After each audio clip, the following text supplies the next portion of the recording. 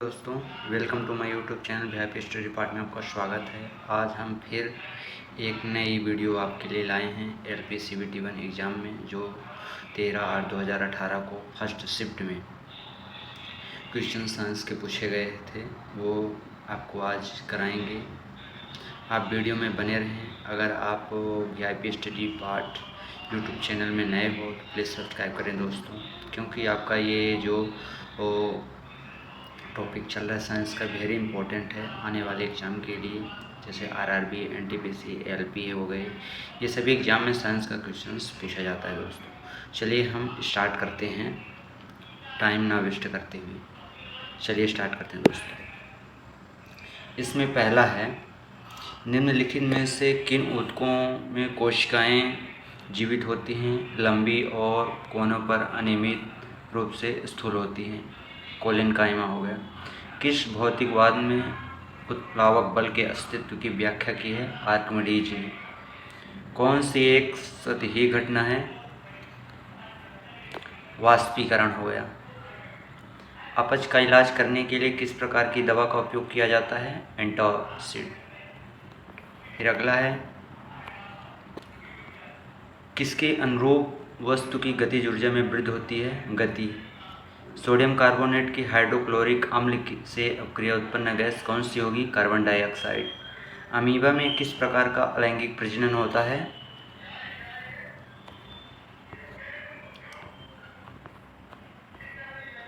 आपका बाइनरी विखंडन हो गया दोस्तों,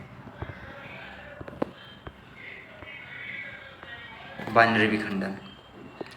प्रकाश संश्लेषण के दौरान बने उत्पाद कौन से हैं? ग्लूकोज, जल और ऑक्सीजन। हीरे के कार्बन परमाणु के बाहरी कोश में मुक्त इलेक्ट्रॉनों की संख्या कितनी है? 0। एक वक्री दर्पण जिसमें परावर्तक सतह अंदर की ओर वक्री हो तो उसे क्या कहा जाता है? अवतल दर्पण। अब अगला है, जो आपके सीबीटी 1 एग्ज़ाम में जो पूछा गया था, ये 13/8/2018 में सेकंड शिफ्ट का क्वेश्चन साइंस का। चलिए स्टार्ट करते हैं, टाइम ना वेस्ट करते हुए दोस्तों। युग्मक संलयन को किसके रूप में परिभाषित किया गया है? अंडे के साथ शुक्राणुओं में एक संलयन। शुष्क लिटमस पेपर में शुष्क HCl गैस की क्या क्रिया होती है? नीले या लाल लिटमस पेपर अपना रंग नहीं बदलता है। फिर अगला है, निम्न में रेडियोधर्मी तत्व नहीं है, कौन सा? टाइटेनियम हो गया। आधुनिक आवर्त सारणी में तत्वों को किस आधार पर व्यवस्थित किया गया है? जो आपकी आधुनिक आवर्त सारणी है उसमें मतलब तत्वों को किस प्रकार से व्यवस्थित किया गया है? वो है परमाणु संख्या के आधार पर व्यवस्थित किया गया है। फिर अगला है, नाइट्रोजन परमाणु में उपस्थित न्यूट्रॉनों की संख्या कितनी है? 7। विद्युत प्रवाह को मापने के लिए कौन सा यंत्र, जो विद्युत प्रवाह होता है उसको मापने के लिए आप कौन सा यंत्र उपयोग करेंगे? वो अमीटर हो गया। पौधों में हार्मोन के संचार के कारण वे प्रकाश की ओर झुक जाते हैं, किसके कारण? वो होता है ऑक्सीजन के कारण। फिर अगला है आपका,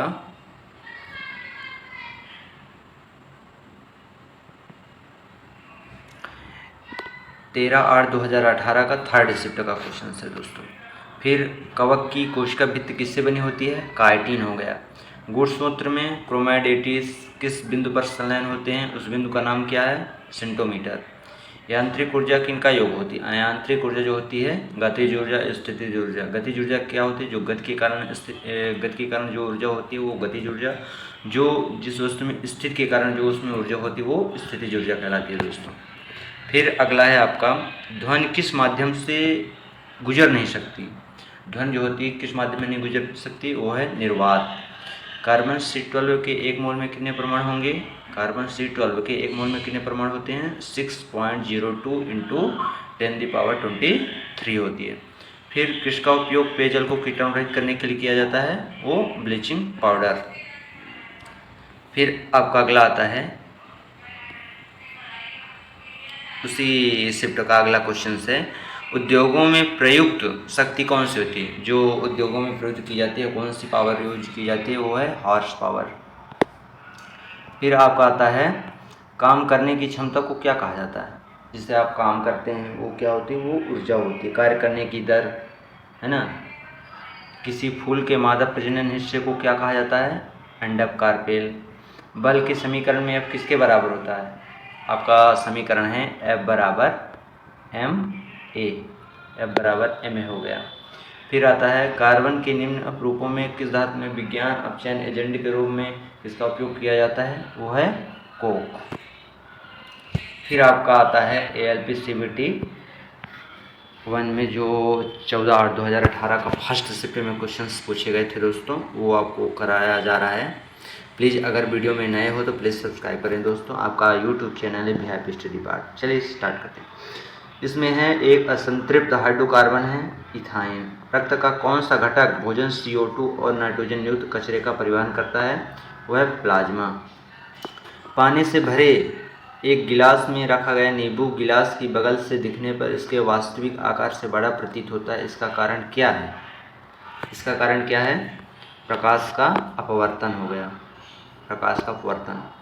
किसी वस्तु द्वारा उसकी स्थिति या विन्यास द्वारा प्राप्त ऊर्जा क्या होती है? पहले आपको बताया जा चुका है कि जो स्थिति के कारण वस्तु में ऊर्जा होती है वो क्या होती है? अपनी स्थिति ऊर्जा होती है। फिर आता है आधुनिक आवर्त सारणी में पहला धातु तत्व कौन सा? आधुनिक आवर्त सारणी में कौन सा धातु तत्व है? लिथियम।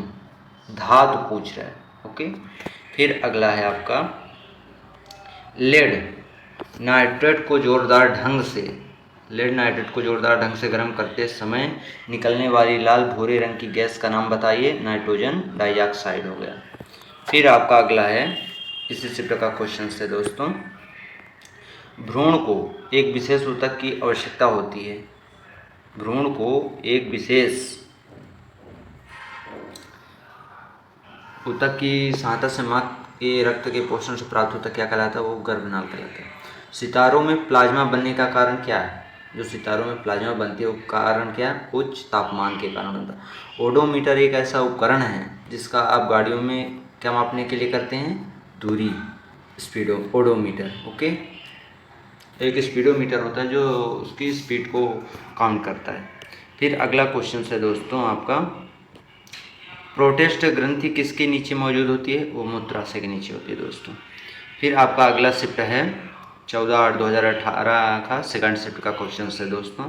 चलिए स्टार्ट करते हैं। साइंस का है अगला। इसमें एक क्वेश्चन है यहाँ पे, ऑक्सीजन की आपूर्ति पर्याप्त होने पर लौ उत्पन्न होती है। वो नीली। लौ कैसे उत्पन्न होती है? ऑक्सीजन की आपूर्ति होने पर क्या होती है? नीली हो जाती है। फिर अगला है आपका लास्ट, चलिए देखते हैं।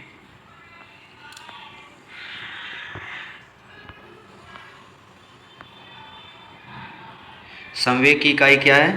संवेग की इकाई किलोग्राम मीटर प्रति सेकंड। हाइड्रा प्रजनन करता है मुकुलन द्वारा। CO2 में कार्बन की प्रतिशत मात्रा कितनी होती है? CO2 में 27.3। ठोस कार्बन डाइऑक्साइड को किस नाम से जाना जाता है? ठोस कार्बन डाइऑक्साइड जो होता है वो किसके नाम से जाना जाता है? सूखी बर्फ के नाम से जाना जाता है। फिर अगला है सूत्र विभाजन के चरण का नाम बताइए जिसके दौरान विभाजित सेल के गुणसूत्र की मध्य रेखा पर स्थित होती है। वो क्या कहलाती है? मेटाफेज कहलाती है। अधातु ऑक्साइड आमतौर पर किसके होते हैं? अधातु ऑक्साइड वो होते हैं अम्लीय के। यदि किसी विलयन से नीला लिटमस लाल रंग में परिवर्तित हो जाता है तो उसका pH स्तर कितना होता है? यानी 6 हो गया। यदि 7 से कम है तो अम्लीय होगा, यदि 7 से ज़्यादा है तो क्षारीय होगा, यदि 7 है तो वो उदासीन होगा pH मान। ओके। फिर अगला है आपका CBT 1 में जो 14/8/2018 का थर्ड शिफ्ट में क्वेश्चंस पूछे गए थे दोस्तों। वो क्या है? थर्ड शिफ्ट में क्वेश्चन पूछा गया था, किसी तने हुए रबर बैंड में किस प्रकार की ऊर्जा होती है? यदि कोई तना बैंड है उसमें किस प्रकार की ऊर्जा होती है? वो होती है ऊर्जा स्थितिज ऊर्जा होती है। एम्फीबिया पौधों को किस समूह में पाया जाता है? ब्रायोफाइटा। फिर आता है आपका, यदि किसी वस्तु द्वारा तय की गई दूरी शून्य है तो वस्तु का विस्थापन कितना होगा? वस्तु का विस्थापन शून्य होगा। किसे ना तो बनाया जा सकता और ना ही नष्ट किया जा सकता, वो होती है ऊर्जा। हम जो भोजन ग्रहण करते हैं उससे प्राप्त हुई कुछ ऊर्जा किस रूप में संग्रहित होती है? वो होती है ग्लाइकोजन के रूप में। फिर प्रोपेन का रासायनिक सूत्र क्या है? प्रोपेन का रासायनिक सूत्र C3H8। जैसे मेथेन, एथेन, प्रोपेन यानी 3 हो गया तो 3 कार्बन हो गया। और मेथेन में H की संख्या कितनी 4 होती है, तो 2 2 करके बढ़ाया जाए, 4 फिर 2 फिर 2, 4 2 6 2 8, यानी प्रोपेन का इस प्रकार सूत्र हो गया 6,3H8 हो गया, C3H8 हो गया। फिर अगला है सोडियम हाइड्रोजन कार्बोनेट गर्म होने पर निम्न गैसों में कौन सी गैस छूटती है, होती है कार्बन डाइऑक्साइड होती है। फिर वृषणों में कौन सा हार्मोन स्रावित होता है, टेस्टोस्टेरोन हो गया। फिर आपका अगला गया गतिशील वस्तु की गतिज ऊर्जा क्या होती है, द्रव्यमान और वेग होती है। गतिशील वस्तु की गतिज ऊर्जा किस पर निर्भर करती है, वो द्रव्यमान और वेग। फिर आपका अगला है, बस दोस्तों आज के लिए इतना ही। अगर आप अपने YouTube चैनल में नए हैं दोस्तों, प्लीज़ सब्सक्राइब करें। आपका अपना YouTube चैनल है VIP स्टडी पार्ट, आप सब्सक्राइब करें दोस्तों। आपको डेली हर शिफ्ट का LP में जो प्रीवियस ईयर क्वेश्चंस हैं वो आपको कराए जाएंगे। आप उनको अच्छे से देखिए, 1-2 बार रीड कीजिए, आप कोई कंठस्थ हो जाएंगे तो आपको वेरी फ़ायदा मिलेगा एग्ज़ाम में। और यूट्यूब चैनल है जो आप सब्सक्राइब कर लें दोस्तों। ठीक, थैंक यू, धन्यवाद।